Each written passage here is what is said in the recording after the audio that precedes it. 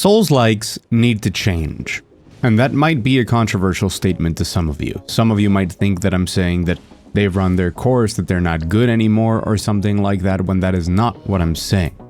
I'm saying that they desperately need to evolve. In other words, we can't just go to Elden Ring 2. And hopefully I can explain why by the end of this video. This is a very big topic, and these are all of the things that we will be covering in this video. From the problems with escalation, the history of FromSoftware and how they leave clues and how they normally like to iterate over the entire course of them as a studio, what problems the formula keeps presenting that become more apparent over time, and in what direction they could potentially go, basing it on the evidence that we have. And then at the very end, I want to talk about how I think that FromSoftware is now transitioning into a different kind of studio, a different kind of developer, following a lot of the trends that are happening in Japan that are some of the better trends within the general gaming industry. So hi, I'm Mugthief, and once again, big video talking about a lot of things.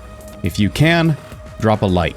It helps out immensely. And the first point here is that the overall mechanics, the back end of how Souls-likes work, has been stretched out way too thin now. The general bones, the skeleton of how a Souls game works, the way that you move, that you jump, that you explore and interact with things, has just been getting larger and larger over time without a lot of the back end of how mechanics work being changed in order to support that. If we take a look from Demon Souls all the way to Elden Ring, there is still a very identifiable core, a skeleton of the game there, and how the character moves, how you attack, how you interact with things, but everything around that has been built up and expanded upon so much without a lot of what is still at the core of the games changing. And there is only so much of that that you can do before reaching a limit where you are just blocking yourself off from progressing in design and having to fall into very dangerous patterns of design. Shadow of the Erdtree exemplifies this really well. But before that, I want to take a moment to explain how that escalation of things harms the game so much as they keep progressing because of one very important rule in game design. That is that you have to design around the toolset of the player. And for this, I have prepared a series of illustrations, flexing my incredible artistic muscles. If we take a look at something like Dark Souls, the toolset that the player has is quite limited. And while there are still other things that aren't covered here in this image, with stuff like consumables or some of the spells available in Dark Souls like Pyromancy, it's overall a very limited moveset around which you can design your enemies. As we progress and we move into Dark Souls 3, where we have bigger changes like the overall speed of the game, the complexity of some of the movesets, and especially weapon skills in the Ashes of War, and incorporating more spells, it's still a pretty limited toolset, and they can design accordingly. However, once we reach something like Elden Ring, the toolset has been expanded so much that it becomes much more difficult to design bosses around it. The fact that Elden Ring has needed to be patched so many times with things buffed and nerfed is because FromSoftware couldn't anticipate just how many things could absolutely break the game. Because there are so many things in the game and so much flexibility in how the player can express themselves that at the end of the day, many different combinations can trivialize what the game is. And that is, of course, incentivized by the open design of the game. This is where Elden Ring, despite being very beloved and most people really liking the game, and Shadow of the Erdtree, has a bit of an identity crisis because it still wants to be this very challenging traditional Souls game, but heading in a new direction, more of an RPG that's open and allows you to fulfill certain fantasies by making things like a pure spellcaster more viable, or a mixture of a holy knight with all of your faith spells, for example. But you have to remember that when you give the player all of these different tools, you also need to design the bosses around it. And in the case of base Elden Ring, those bosses were not designed for every possible contingency. In my opinion, Shadow of the Erdtree, for as much as it tries to shut down a lot of the different playstyles that appeared in Elden Ring, and it does so by making the bosses more immune or designing them around countering some of those playstyles. In their attempt to counter the existing ones, they have only achieved the same problem again. These bosses have so much health, they deal so much damage, they move so fast, they play so aggressively, they have such high poise that it's surprising to me that they didn't make them immune to most status effects to boot. They dash all over the place, have attack chains that are 5, 6, 7 attacks long. They have frequent desperation moves where they become basically untargetable as they jump into the sky and explode the entire arena, and this is done as a reaction to all of the tools that the player has from base Elden Ring. How can we increase the challenge of something to players that have such a varied tool set in order to tackle the challenges we place in front of them? And one of the easiest solutions is to make a lot of those things less effective. In that process though, making them so difficult and countering so many of the playstyles means that taking them on normally is not really viable anymore. I encourage anybody who doesn't believe me to just go and fight the bosses with a straight sword. No crazy busted ashes of war, no exploits, no sorceries, no mimic tier, just you dodging in a straight sword, which is a viable playstyle all throughout Elden Ring. No shields either, because a great shield still works and trivializes the entire DLC in case you're still stuck on it. It's not that it's impossible to beat Shadow of the Erdtree with a straight sword, it's that it's just patently unfun. These bosses are not designed to be tackled this way. They are so overloaded that it seems that the intended solution to their difficulty is to build craft around them and take advantage of every single tool that in the base game was more of an option. You need to buff yourself, you need to have your weapons tip-top, take advantage of status effects, or take advantage of poise breaks. You need to find some way to slightly cheese these bosses in order for them to feel like a fair fight. Where before, most of them were tuned around being a fair fight for a player that didn't use Ashes of War and just wanted to two-hand a weapon and roll through attacks. But of course, because they were tuned for that, everybody using all of the tools could trivialize them. So now we've escalated. We're one step above. And I feel like the tipping point of that is basically here. I think it's a very small percentage of players, maybe around 20%, that can get through Radahn, the Promised Consort, without using cheese. And there's nothing wrong with that. If that is their design, if that's what they intended and what they expect, that's fine. Good for them. But we're starting to reach percentages, especially in a game that was designed with a lot of accessibility in mind, that are very low. The skill requirements for how overloaded these kits and the damage stats can get is, frankly, absurd at this point. So progressing from here would mean making a boss that's more challenging, more of a spectacle than Radahn. So let's play a little game. Imagine that Radahn is Marika, and Shadow of the Erdtree contained a separate boss fight on par with Millennia, but scaled up to the DLC. How many people do you think could clear that without cheese? This is escalation, and an Elden Ring 2 would have to fall into that. And it all comes back to designing around the toolset that you give players. A great example of this is Bloodborne, where we have Lady Maria, for many people, including myself, the greatest boss that FromSoftware has ever done. And it's because you fight on even footing. It feels like a dance, like she has access to the same tools as you, you're just two very capable fighters. Now obviously Elden Ring gives you all of these different tools and the developers want you to use them, but the base game wasn't designed around that. It was designed around the idea that everybody could kind of modify the game in different ways depending on your loadout to take on the bosses. If you wanted to tackle the game like it was Dark Souls, you could, and if you wanted to take advantage of absolutely everything that the game gave you, you could. But now that we're heading in the direction where the developers want you to use all of the tools, it starts to get farther and farther away from that original design, from what Dark Souls has always been, and that isn't a bad thing.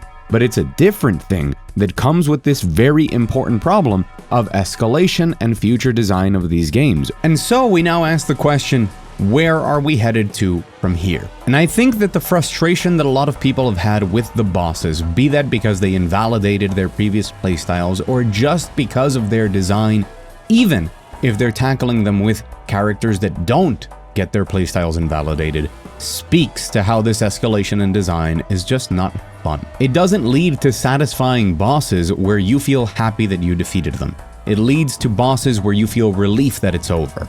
And yes, sure, once you memorize all of their patterns and you have a really good build, once you adapt to the new rules of the game, you can go and blow through them easily. I'm on my 3rd playthrough of the DLC and the bosses are basically incredibly easy except Radahn. But that's still part of the problem. I've adapted to this and I can now beat them even if they are less fun than they were before. How would you escalate from here?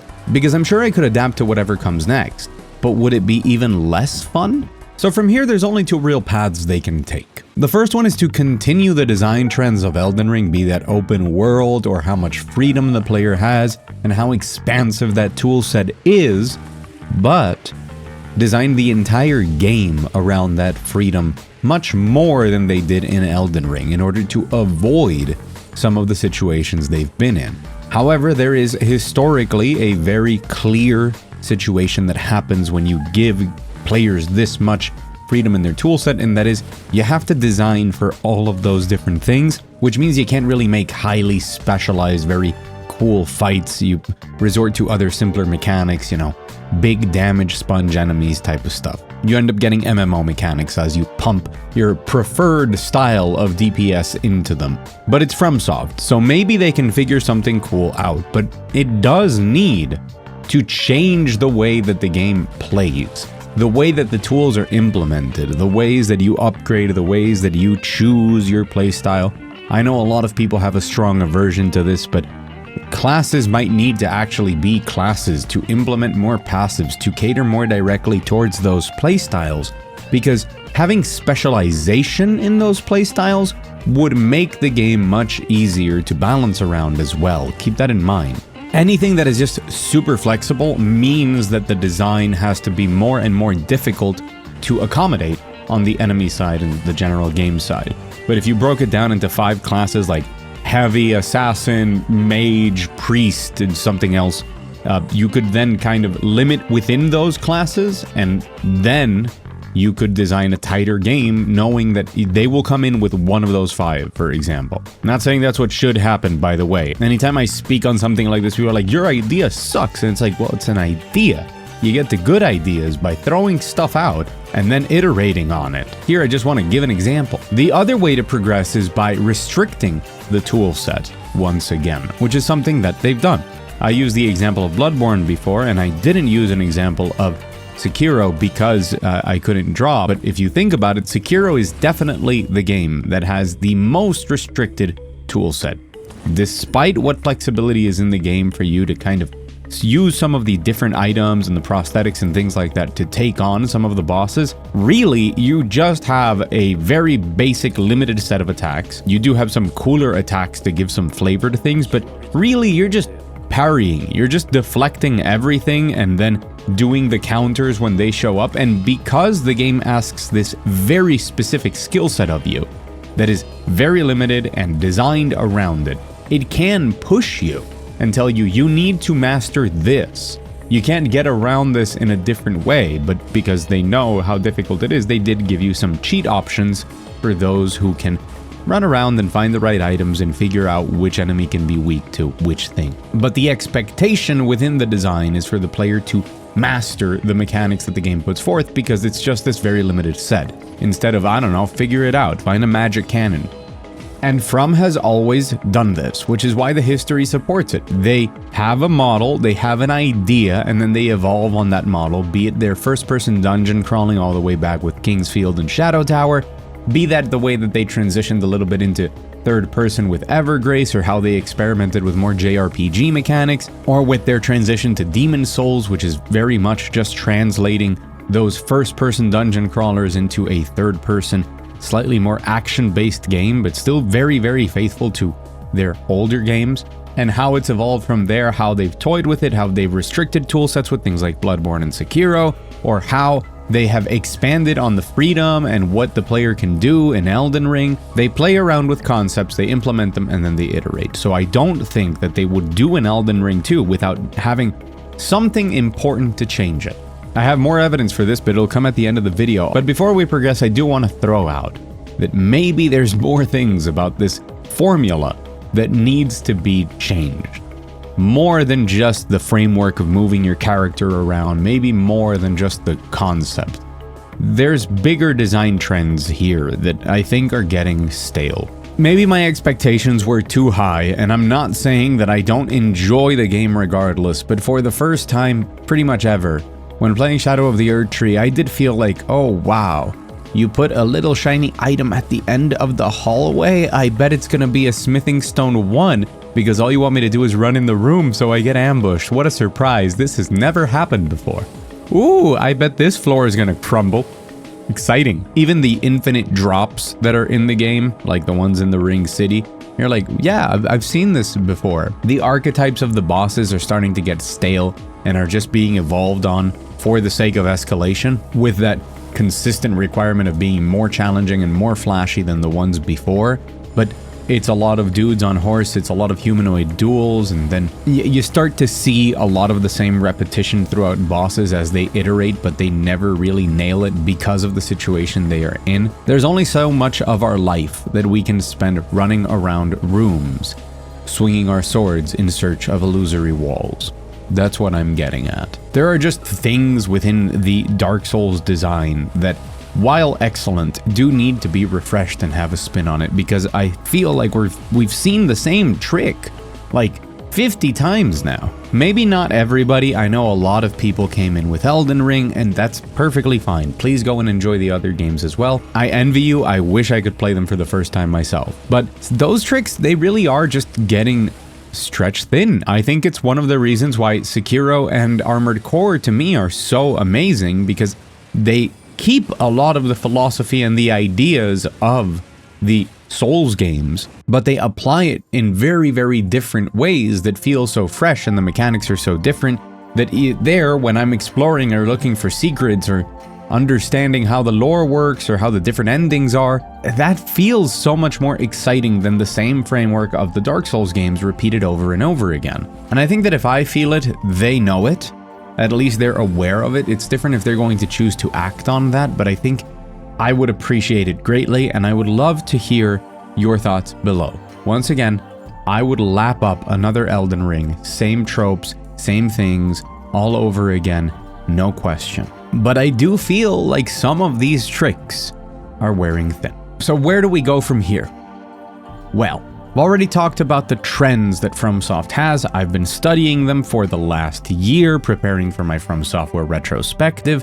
We can take a lot of information from Miyazaki in interviews, like for example, he recently said that not every game that they make is going to be open world just because of Elden Ring now. He's also said that his favorite aesthetic, his favorite vibe to work in was Bloodborne, and there are certain things of their design that they've doubled down on throughout time, and certain things that they did and then abandoned that are actually returning in Shadow of the Erdtree. One of the interesting details is that of the 8 new weapon classes in the game, all 8 of them are considerably more mechanically complex, or at least have a flourish to them, than the previous ones. You could even argue that the Smith script weapons count. Of course, things like the light greatsword being able to move between its R1 and its R2 seamlessly in the combos, or things like the great katana and the perfumes, which within themselves have interesting movesets, but they have the dodge attack where you charge and then you press dodge and you have a unique attack. The overwhelming speed of things like the backhand blade, or the mobility that is introduced with something like the claws, or the very fast hitting, quite unique movesets of both of the hand-to-hand weapons. And of course, the mixture of offense and defense that is proposed with the thrusting shields. All of these things hint towards a little bit more mechanical complexity in the basic combat of wielding a weapon, which I think is very interesting. Similarly, the fact that we have a talisman that increases cast speed to the maximum, I still don't think it's actually efficient for the price, especially because like the differences depends on the spell, obviously, but the difference between low cast speed and high cast speed on a lot of spells is not much, but might hint towards the fact that if they want to keep speeding up the games, casting needs to change along with it, which would be a very interesting thing. And the hints towards speed and complexity in movesets could indicate that if they're aware of just how much the escalation has ruined some of the boss design, they are moving more towards mechanically complex weapons, which is not new for them. Bloodborne still has the most mechanically complex weapons in the series. Oh, but they don't have weapon skills. Weapon skills are... I don't really enjoy weapon skills as much as many people. Like, you get used to them, but I don't find weapon skills to be that much of an engaging system. It's just, you have a resource. They wanted to have a secondary resource that people actually used with their mana, with their FP. So they tied very interesting and powerful skills to them so that you manage resources and look for openings on what is most of the time your strongest attack on that weapon. I think the ashes and placing them on weapons and having that flexibility, changing the scaling of weapons can be very fun. And when it works, it's incredible and has a lot of flexibility, but they do generally end up on the side of there are some really strong ones and there are some weapons with unique ashes that become the entire weapon. The only reason this weapon exists is for people to press L2, and that I'm not that big of a fan of. But Bloodborne actually had very interesting movesets to learn in the way that the weapons transformed and how they could switch between and how that would extend certain attacks or how each different motion value of those weapons was. I felt like the mechanical depth of each of the weapons in their moveset in Bloodborne was much closer to something like Monster Hunter. It's not Devil May Cry, it will probably never be Devil May Cry. Shoutouts to Otogi, for those who like Otogi though. But it was deeper in understanding your moveset and the situations in which you could use each of those things. And the changes of the movesets in Shadow of the Erdtree hint towards that. Not to the depth that I would like, but it is better. I think there's a very large potential of complicating, of making the movesets have more depth. That could add a lot of raw engagement into the fights, a lot of spectacle, in the same way that you might preemptively start combos to hit an enemy in a game like Monster Hunter. To do something like that within a FromSoft game, or how it could be better planned around certain spells if they're more restricted, I think that could be really cool, and they are hinting towards it. Hello, it is I, Editing Mug. I wanted to clarify some of the stuff I said about complexity in movesets, because I think that it's something that we kind of throw out, but it's not something that we really explain, and while a lot of people probably intuit it or just feel it, other people probably don't. So, very simple breakdown. At the end of the day, what you want to do is hit the opponent, do damage until they're done. Right? But how you do it matters a lot, and your options of what you can do to deal damage to them can be very different. The first step of this is called mechanical complexity, which is basically making it so that it requires more inputs, more of a mental process in order for you to react correctly in a situation in order to deal damage. For example, if you take a game like Monster Hunter, a monster can start an attack, and you can predict how far away it'll land, and you then might have to calculate very quickly, very intuitively, once you become one with your weapon, how far you are going to be able to move towards the monster during the recovery period. And depending on the distance that you will be from the monster, you have an optimal attack that will be able to hit the monster in the best area given your circumstance. You can obtain an optimal result, or you might not do it correctly. That move might have more complex inputs in order to execute, so you might obtain a lower result.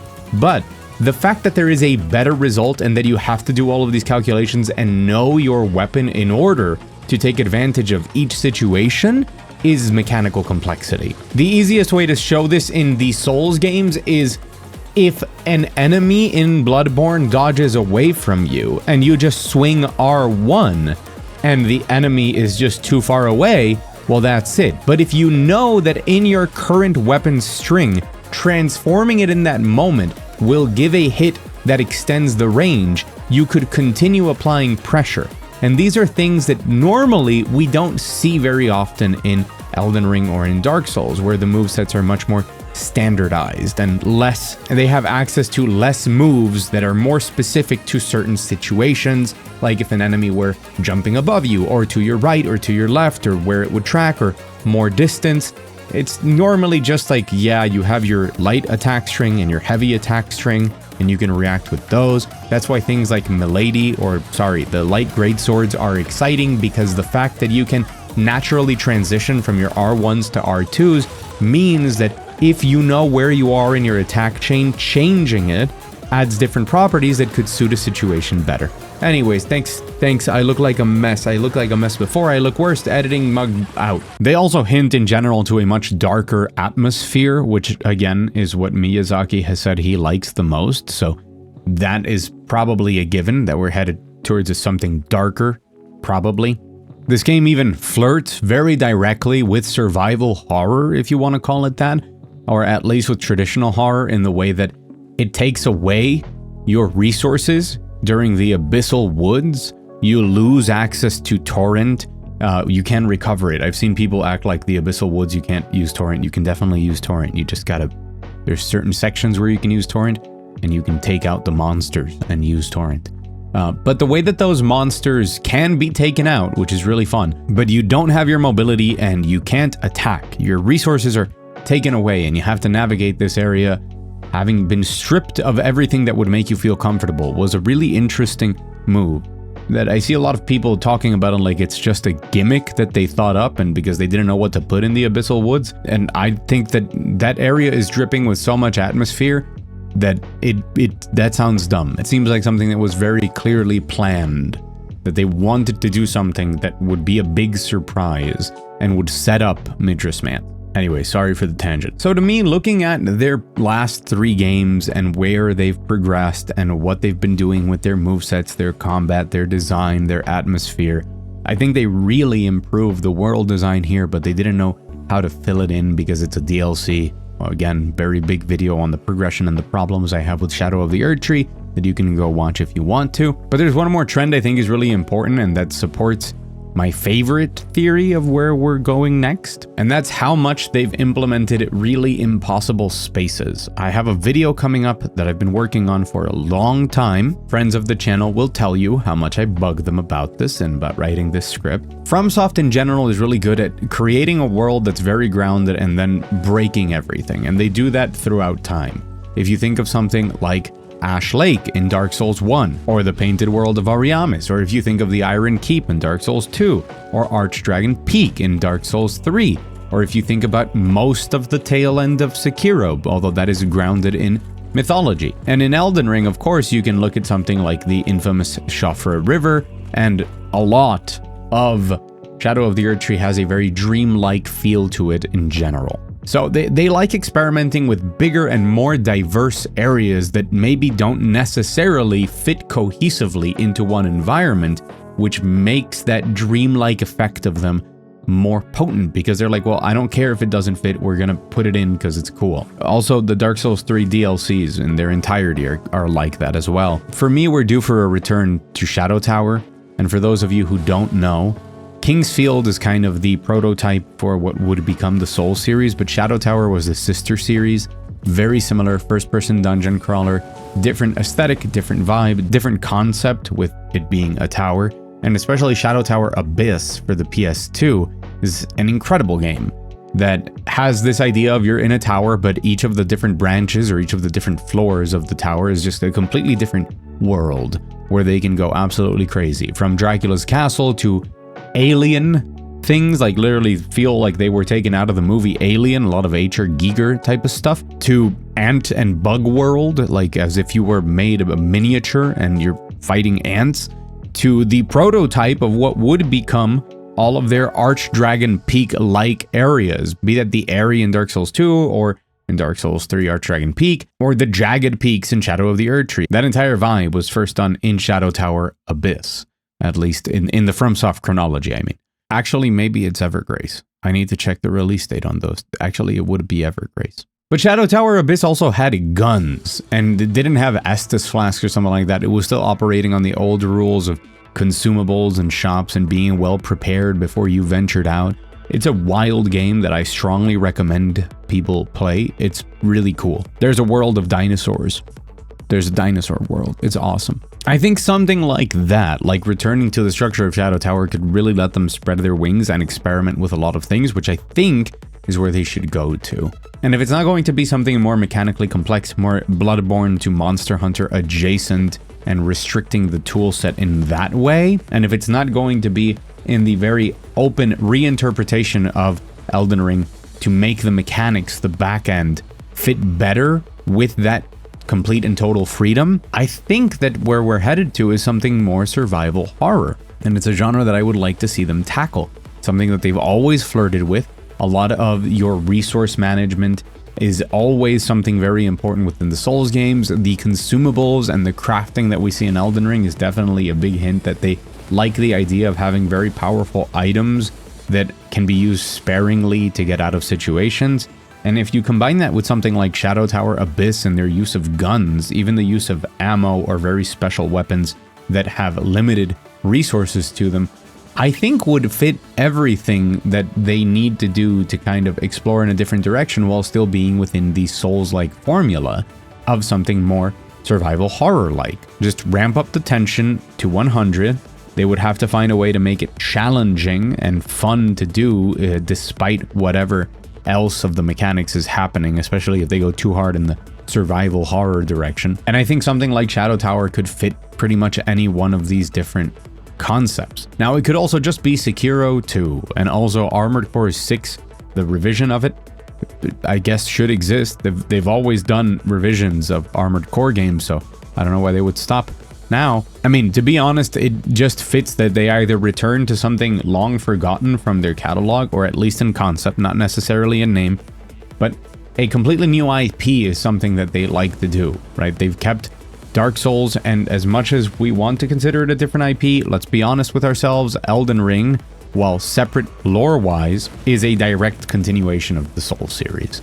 But Bloodborne and Sekiro were these offshoots that we thought could continue in time, but they didn't. So they might just go with a new IP again.